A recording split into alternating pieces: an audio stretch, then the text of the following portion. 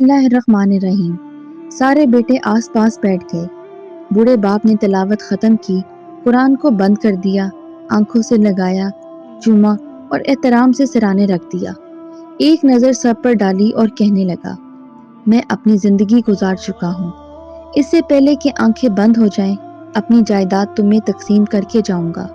سب کو اچھا خاصا حصہ ملے گا، مگر یہ تمہاری ذمہ داری ہے کہ تم اپنی بہنوں کو مجبور کرو کہ وہ اپنے حق سے دستبردار ہو جائیں، ورنہ کیا ہوگا ابا جان؟ سب سے چھوٹا بیٹا پوچھ بیٹھا۔ بوڑھے باپ کے چہرے پر کئی تلخ لہریں آئیں اور گزر گئیں۔ خشک ہونٹوں پر زبان پھیر کر بولا، ورنہ تمہارے باپ کی زمین غیروں میں چلی جائے گی۔ چھوٹا ذرا خود سرسا تھا، پوچھنے لگا، ابا جان، بیٹی کو جائیداد سے حق دینے کا حکم تو خدا کا ہے، کیا خدا کو یہ علم نہیں تھا کہ بیٹی کو حصہ دینے سے زمین غیروں میں چلی جائے گی؟ کمرے میں خاموشی چھا گئی۔